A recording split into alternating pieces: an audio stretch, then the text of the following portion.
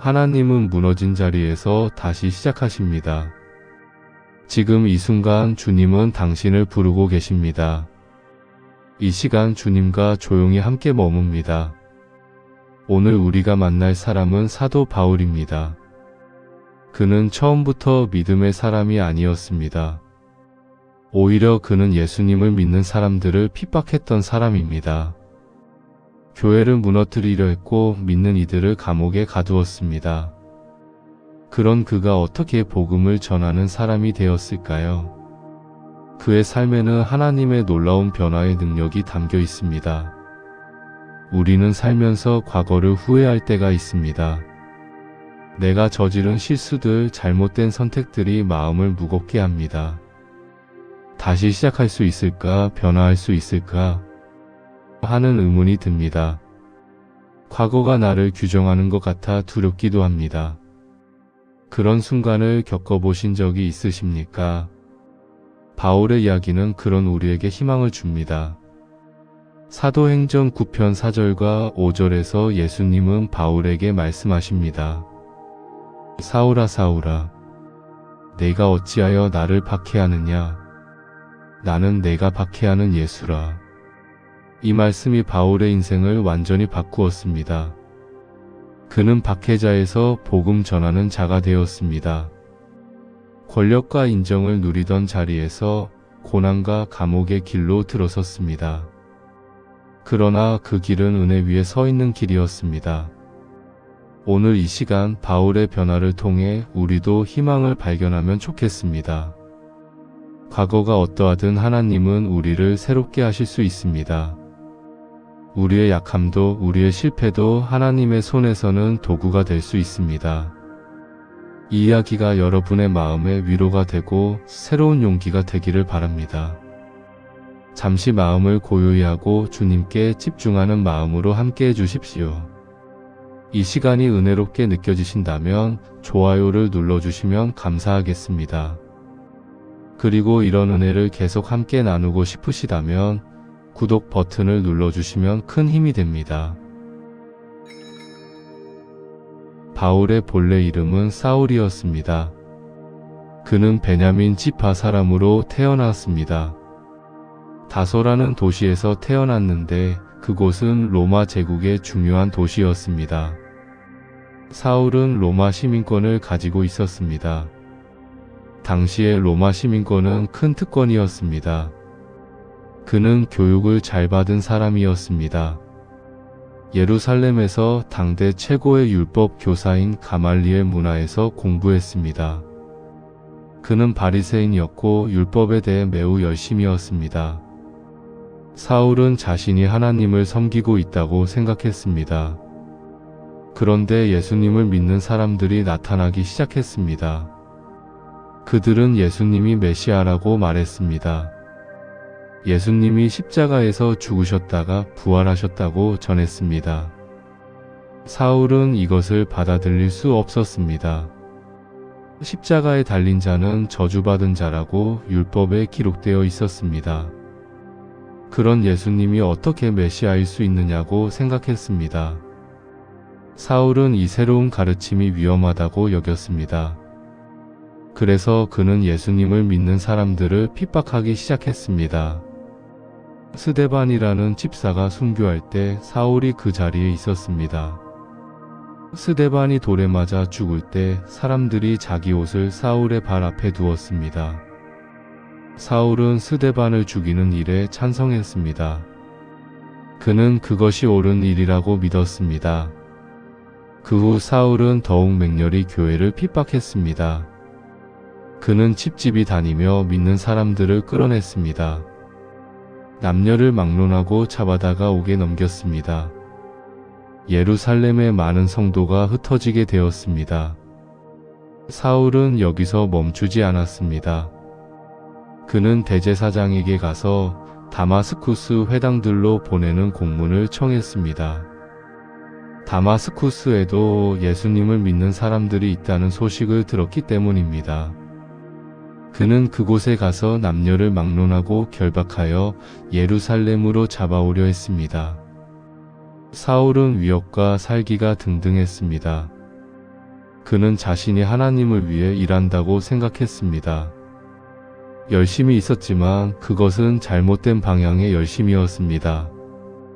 사울이 다마스쿠스로 가는 길이었습니다. 그 도시에 가까이 이르렀을 때 갑자기 하늘에서 빛이 그를 둘러 비쳤습니다. 사울은 땅에 엎드러졌습니다. 그때 음성이 들렸습니다. 사도행전 9편 4절과 5절의 말씀입니다. 사울아 사울아, 내가 어찌하여 나를 박해하느냐? 사울이 물었습니다. 주님 누구시니까? 음성이 대답했습니다. 나는 내가 박해하는 예수라. 이 순간이 사울의 인생을 완전히 바꾸었습니다. 그는 자신이 하나님을 섬긴다고 생각했는데 실제로는 예수님을 박해하고 있었습니다. 그는 옳은 일을 한다고 믿었는데 그것은 하나님의 뜻과 반대되는 일이었습니다. 사울은 충격을 받았습니다. 자신이 평생 추구해온 모든 것이 잘못되었다는 것을 깨달았습니다. 예수님은 계속 말씀하셨습니다. 내가 일어나 성으로 들어가라. 내가 행할 것을 내게 이를 자가 있느니라. 사울과 함께 가던 사람들은 소리만 듣고 아무도 보지 못했습니다. 사울이 땅에서 일어나 눈을 떴으나 아무것도 보지 못했습니다. 그는 눈이 먼 상태가 되었습니다. 사람들이 그의 손을 끌어 다마스쿠스로 데리고 들어갔습니다. 사흘 동안 사울은 보지 못하고 먹지도 마시지도 아니했습니다. 그 사흘은 사울에게 깊은 변화의 시간이었을 것입니다. 그는 어둠 속에서 자신의 삶을 돌아보았을 것입니다. 자신이 얼마나 잘못된 길을 걸어왔는지 깨달았을 것입니다. 그는 회개했을 것입니다. 그리고 예수님이 정말 메시아이심을 받아들였을 것입니다. 다마스쿠스에 아나니아라는 제자가 있었습니다. 주님께서 환상 중에 그를 부르셨습니다. 아나니아야. 그가 대답했습니다. 주님, 내가 여기 있나이다. 주님께서 말씀하셨습니다. 일어나 치가라 하는 거리로 가서 유다의 집에서 다소 사람 사울이라 하는 자를 찾으라. 그가 기도하는 중이니라. 아나니아가 대답했습니다. 주님, 이 사람에 대하여 내가 여러 사람에게 듣사온즉 그가 예루살렘에서 주의 성도에게 적지 않은 해를 끼쳤다 하더니 여기서도 주의 이름을 부르는 모든 자를 결박할 권한을 대제사장들에게서 받았나이다. 아나니아는 두려웠습니다. 사울이 얼마나 교회를 핍박했는지 알고 있었기 때문입니다. 그런데 주님께서 말씀하셨습니다. 가라. 이 사람은 내 이름을 이방인과 임금들과 이스라엘 자손들에게 전하기 위하여 택한 나의 그릇이라. 아나니아는 순종했습니다. 그는 가서 그 집에 들어가 사울에게 안수하며 말했습니다. 형제 사울아, 주 곧 내가 오는 길에서 나타나셨던 예수께서 나를 보내어 너로 다시 보게 하시고 성령으로 충만하게 하신다 하셨느니라. 즉시 사울의 눈에서 비늘 같은 것이 벗어져 다시 보게 되었습니다. 사울은 일어나 세례를 받았습니다. 음식을 먹고 기운을 회복했습니다. 사울은 완전히 변화되었습니다. 박해자가 믿는 자가 되었습니다. 대적자가 제자가 되었습니다. 이것이 하나님의 변화의 능력입니다. 사울은 다마스쿠스에서 며칠 동안 제자들과 함께 있었습니다. 그리고 즉시 각 회당에서 예수님이 하나님의 아들이심을 전파했습니다. 듣는 사람들이 다 놀랐습니다. 이 사람이 예루살렘에서 이 이름을 부르는 사람을 멸하던 자가 아니냐. 여기 온 것도 그들을 결박하여 대제사장들에게 끌어가고자 함이 아니냐. 그러나 사울은 더욱 힘을 얻어 예수님이 그리스도이심을 증언하여 다마스쿠스에 사는 유대인들을 당혹하게 했습니다. 사울의 변화는 진짜였습니다. 그는 이제 자신이 핍박하던 복음을 전하고 있었습니다. 그는 자신이 대적하던 예수님을 증언하고 있었습니다. 시간이 지나자 유대인들이 사울을 죽이려고 공모했습니다. 그들이 밤낮으로 성문을 지키며 그를 죽이려 했습니다. 그러나 제자들이 밤에 광주리에 사울을 담아 성벽을 통해 내려보냈습니다. 사울은 예루살렘으로 갔습니다. 그곳에서 그는 제자들과 함께 있기를 원했습니다. 그러나 제자들이 다 그를 두려워했습니다. 그가 제자인 줄 믿지 않았습니다. 바나바라는 사람이 사울을 데리고 사도들에게로 가서 그가 어떻게 예수님을 만났는지, 어떻게 담대히 전도했는지 말했습니다. 그제서야 제자들이 사울을 받아들였습니다. 사울은 예루살렘에서도 담대히 주의 이름으로 말했습니다. 그러자 헬라파 유대인들이 그를 죽이려 했습니다. 형제들이 이 소식을 듣고 사울을 가이사랴로 데리고 가서 다소로 보냈습니다. 사울은 자기 고향인 다소에서 시간을 보냈습니다. 그곳에서 그는 더욱 깊이 예수님을 알아가고 복음을 깨달았을 것입니다. 몇 년 후 바나바가 사울을 찾아 안디옥 교회로 데리고 왔습니다. 안디옥 교회는 이방인들에게 복음이 전파되면서 생긴 교회였습니다. 사울과 바나바는 1년 동안 교회와 함께 모여 많은 사람을 가르쳤습니다. 제자들이 안디옥에서 비로소 그리스도인이라 불리게 되었습니다. 안디옥 교회에서 선지자들과 교사들이 주를 섬겨 금식할 때 성령이 말씀하셨습니다. 내가 불러시키는 일을 위하여 바나바와 사울을 따로 세우라. 이것이 첫 번째 선교 여행의 시작이었습니다. 이때부터 사울은 바울이라는 이름으로 불리기 시작했습니다. 바울은 바나바와 함께 여러 지역을 다니며 복음을 전했습니다.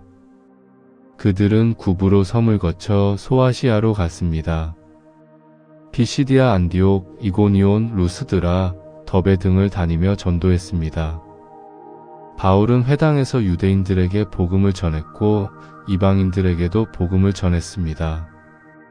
많은 사람이 믿었고 교회가 세워졌습니다. 그러나 바울의 길은 순탄하지 않았습니다. 그는 여러 곳에서 핍박을 받았습니다. 유대인들이 그를 반대했고 때로는 돌로 쳤습니다. 루스드라에서는 돌에 맞아 죽은 줄로 알고 성 밖에 끌어냈습니다. 그러나 제자들이 둘러섰을 때 바울은 일어나 성으로 들어갔습니다. 바울은 포기하지 않았습니다. 그는 고난 가운데서도 복음을 전했습니다. 그는 자신이 받은 은혜를 사람들에게 나누어 주었습니다. 바울의 두 번째, 세 번째 선교 여행도 계속되었습니다. 그는 빌립보, 데살로니가, 베레아, 아덴, 고린도를 다니며 복음을 전했습니다. 에베소에서는 3년 동안 머물며 사람들을 가르쳤습니다. 바울은 어디를 가든 교회를 세웠습니다. 그는 그 교회들을 돌보았고 편지를 써서 가르침을 주었습니다. 로마서, 고린도전후서, 갈라디아서, 에베소서, 빌립보서, 골로새서, 데살로니가전후서 등이 그가 쓴 편지들입니다. 이 편지들은 지금까지도 우리에게 큰 가르침을 주고 있습니다. 바울은 약함도 경험했습니다. 그에게는 육체의 가시라고 부르는 어떤 고통이 있었습니다. 그것이 무엇인지 정확히 알 수는 없지만 그것은 바울을 괴롭혔습니다. 바울은 3번이나 주님께 그것을 제거해 달라고 간구했습니다. 그러나 주님은 이렇게 대답하셨습니다. 고린도후서 12편 9절의 말씀입니다. 내 은혜가 내게 족하도다. 이는 내 능력이 약한 데서 온전하여짐이라. 바울은 이 말씀을 받아들였습니다. 그는 자신의 약함을 자랑하기로 했습니다. 그리스도의 능력이 자신을 덮기 위함이었습니다. 바울은 말했습니다.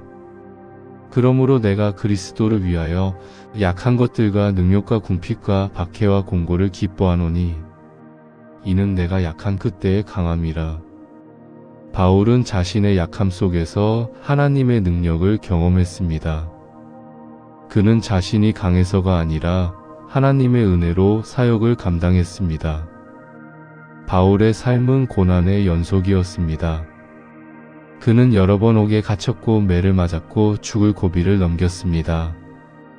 그는 5번이나 유대인들에게 40에서 하나 감한 매를 맞았습니다. 3번 태장으로 맞았고 1번 돌로 맞았습니다. 3번 파선하여 1주야를 깊은 바다에서 지냈습니다. 여러 번 여행하면서 강의 위험, 강도의 위험, 동족의 위험, 이방인의 위험, 시내의 위험, 광야의 위험, 바다의 위험, 거짓 형제 중의 위험을 당했습니다. 그는 수고하고 애쓰며 여러 번 자지 못하고 줄이고 목마르며 여러 번 굶고 춥고 헐벗었습니다. 이 모든 것 외에도 날마다 그에게 닥치는 일이 있었으니 모든 교회를 위하여 염려하는 일이었습니다. 그런데 바울은 이 모든 고난 가운데서도 포기하지 않았습니다. 그는 복음을 전하는 일을 멈추지 않았습니다. 왜 그랬을까요? 그는 예수님께 받은 은혜를 알았기 때문입니다. 자신이 얼마나 큰 죄인이었는지, 그런 자신을 예수님이 어떻게 구원하셨는지 알았기 때문입니다. 바울은 자신을 죄인 중의 괴수라고 불렀습니다. 그는 겸손한 사람이었습니다. 자신의 과거를 잊지 않았지만 그 과거에 매이지도 않았습니다. 고린도후서 5편 17절에서 바울은 이렇게 말합니다. 누구든지 그리스도 안에 있으면 새로운 피조물이라. 이전 것은 지나갔으니 보라 새 것이 되었도다. 바울은 이것을 자신의 삶으로 증명했습니다. 그는 새로운 피조물이 되었습니다. 박해자였던 사람이 복음 전하는 자가 되었습니다. 율법의 종이었던 사람이 은혜의 증인이 되었습니다. 마침내 바울은 예루살렘에서 잡혔습니다. 유대인들이 그를 죽이려 했습니다. 로마 군인들이 그를 구출하여 가이사랴로 보냈습니다. 바울은 거기서 2년 동안 갇혀 있었습니다. 그 후 그는 로마 황제에게 상소했고 죄수의 몸으로 로마로 가게 되었습니다. 가는 도중에 큰 풍랑을 만났지만 하나님이 그를 지키셨습니다. 바울은 로마에 도착하여 자기 셋집에 머물며 자기에게 오는 사람들을 다 영접했습니다. 그는 하나님의 나라를 전파하며 주 예수 그리스도에 관한 모든 것을 담대하게 거침없이 가르쳤습니다. 감옥에 갇혀 있었지만 복음은 갇히지 않았습니다. 바울은 로마에서도 여러 교회에 편지를 썼습니다. 빌립보서, 에베소서, 골로새서, 빌레몬서가 이때 쓰인 편지들입니다. 그는 감옥에서도 기뻐했습니다. 빌립보서에서 그는 기쁨에 대해 여러 번 말합니다. 바울의 기쁨은 상황에 달려있지 않았습니다. 그의 기쁨은 예수님 안에 있었습니다. 바울은 결국 순교했습니다. 로마 황제 네로의 박해 때 그는 목이 베어 죽었다고 전해집니다. 그러나 그는 두려워하지 않았습니다. 디모데후서 4편 7절에서 바울은 이렇게 말합니다. 나는 선한 싸움을 싸우고 나의 달려갈 길을 마치고 믿음을 지켰노라. 바울은 자신의 삶을 완주했습니다. 그는 끝까지 믿음을 지켰습니다. 그는 자신에게 주어진 사명을 다했습니다. 바울의 삶을 돌아보면서 우리는 무엇을 배울 수 있을까요? 첫째, 하나님은 누구든지 변화시키실 수 있습니다. 바울은 교회를 핍박하던 사람이었습니다. 믿는 사람들을 죽이는 일에 찬성하던 사람이었습니다. 그런 그가 복음을 전하는 사람이 되었습니다. 이것은 하나님의 능력입니다. 우리의 과거가 어떠하든 하나님은 우리를 변화시키실 수 있습니다. 우리가 얼마나 큰 죄를 지었든 하나님의 은혜는 더 큽니다. 우리가 얼마나 멀리 떠나 있든 하나님은 우리를 부르십니다. 과거가 우리를 규정하지 않습니다. 하나님의 은혜가 우리를 새롭게 합니다. 둘째 변화는 예수님을 만날 때 일어납니다. 바울의 변화는 다마스쿠스 길에서 시작되었습니다. 그가 예수님을 만났을 때 그의 삶이 바뀌었습니다. 예수님을 만나는 것이 변화의 시작입니다. 우리도 예수님을 진정으로 만나야 합니다. 단순히 예수님에 대해 아는 것이 아니라 예수님을 개인적으로 경험해야 합니다. 바울처럼 예수님의 음성을 듣고 그분의 사랑을 깨달아야 합니다. 그때 진정한 변화가 일어납니다. 셋째, 은혜를 경험한 사람은 은혜를 나눕니다. 바울은 자신이 받은 은혜를 알았습니다. 그래서 그는 복음을 전하지 않을 수 없었습니다. 고난이 있어도 핍박이 있어도 그는 복음을 전했습니다. 은혜를 경험한 사람은 침묵할 수 없습니다. 그 은혜를 다른 사람과 나누고 싶어집니다. 우리도 하나님의 은혜를 경험했다면 그것을 나누어야 합니다. 말로 행동으로 우리의 삶으로 그 은혜를 증거해야 합니다. 넷째, 약함도 하나님의 도구가 될 수 있습니다. 바울에게는 육체의 가시가 있었습니다. 그는 그것을 제거해 달라고 기도했습니다. 그러나 하나님은 그것을 제거하지 않으셨습니다. 대신 하나님의 능력이 약한 데서 온전하게 된다고 말씀하셨습니다. 바울은 자신의 약함을 받아들였습니다.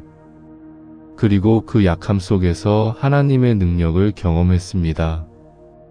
우리의 약함도 하나님의 도구가 될 수 있습니다. 우리의 부족함도 하나님의 영광을 드러낼 수 있습니다. 우리가 약할 때 하나님의 능력이 더욱 분명해집니다. 다섯째, 믿음의 삶은 끝까지 가는 것입니다. 바울은 끝까지 믿음을 지켰습니다. 순탄한 길이 아니었지만 그는 포기하지 않았습니다. 고난이 있었지만 그는 계속 전진했습니다. 그는 자신의 달려갈 길을 완주했습니다. 믿음의 삶은 단거리 경주가 아니라 마라톤입니다. 중요한 것은 끝까지 가는 것입니다. 넘어져도 다시 일어나고 힘들어도 계속 걸어가는 것입니다. 바울처럼 우리도 끝까지 믿음을 지켜야 합니다.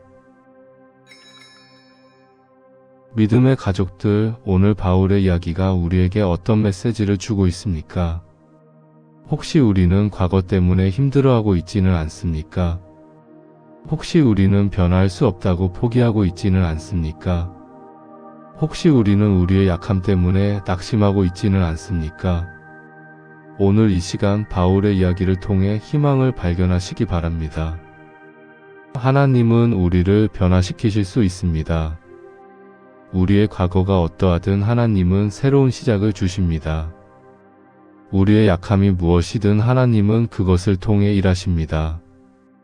바울은 자신을 죄인 중의 괴수라고 불렀지만 하나님의 은혜로 새로운 피조물이 되었습니다. 우리도 그럴 수 있습니다. 하나님의 은혜는 우리의 죄보다 큽니다. 하나님의 능력은 우리의 약함보다 강합니다. 하나님의 사랑은 우리의 실패보다 깊습니다. 오늘 이 말씀을 붙잡으시기 바랍니다. 과거를 내려놓으십시오. 하나님이 주시는 새로운 시작을 받아들이십시오. 우리의 약함을 부끄러워하지 마십시오. 그 안에서 하나님의 능력을 경험하십시오. 포기하지 마십시오. 끝까지 믿음의 길을 걸어가십시오. 하나님은 우리와 함께 하십니다. 우리를 변화시키시고 사용하시고 축복하실 것입니다. 오늘 들은 이야기 중 마음에 와닿은 부분을 댓글에 남겨보십시오. 어떤 부분이 여러분의 마음을 움직였는지, 어떤 깨달음을 얻으셨는지 나누어 주시면 감사하겠습니다. 여러분의 이야기를 듣고 싶습니다. 바울의 이야기가 여러분의 삶에 어떤 희망을 주었는지 알고 싶습니다. 또한 기도 제목을 댓글로 적어주시면 함께 중보하겠습니다. 변화를 원하는 마음이 있다면 함께 기도하겠습니다. 과거 때문에 힘들어하고 있다면 함께 하나님의 은혜를 구하겠습니다. 약함 가운데 있다면 함께 하나님의 능력을 간구하겠습니다. 이 채널을 통해 우리는 함께 기도하고 함께 은혜를 나누는 믿음의 가족입니다. 운영자가 모든 댓글에 하트를 남깁니다. 여러분의 한마디 한마디가 소중하고 여러분의 기도 제목을 함께 들고 하나님 앞에 나아가겠습니다. 그리고 이 영상이 도움이 되셨다면 좋아요 버튼을 눌러주십시오. 더 많은 분들이 이 메시지를 듣고 희망을 발견하기를 소망합니다. 구독 버튼을 누르시고 알림 설정도 켜주시면 앞으로도 성경 인물들의 이야기를 통해 계속 은혜를 나눌 수 있습니다. 매주 새로운 이야기로 우리의 믿음을 돌아보고 하나님의 음성을 듣는 시간이 되기를 바랍니다. 이 채널이 여러분의 신앙 여정에 위로와 격려가 되기를 소망합니다. 오늘 하루도 주님과 함께 걸어가십시오. 여러분이 어떤 과거를 가지고 있든 하나님은 여러분을 사랑하십니다. 여러분이 얼마나 약하든 하나님의 능력은 충분합니다. 여러분이 어떤 상황에 있든 하나님은 여러분과 함께 하십니다. 바울처럼 우리도 변화될 수 있습니다. 바울처럼 우리도 은혜를 경험할 수 있습니다. 바울처럼 우리도 끝까지 믿음을 지킬 수 있습니다. 포기하지 마십시오. 하나님은 여러분의 삶에 새로운 이야기를 쓰고 계십니다. 과거는 끝이 아니라 시작입니다. 약함은 저주가 아니라 축복입니다. 고난은 끝이 아니라 통로입니다. 하나님의 은혜가 여러분과 함께하기를 기도합니다. 주님의 평안이 여러분의 마음에 임하기를 소망합니다. 오늘도 수고하셨습니다. 주님의 이름으로 축복합니다. 회복과 소망의 하루 되십시오.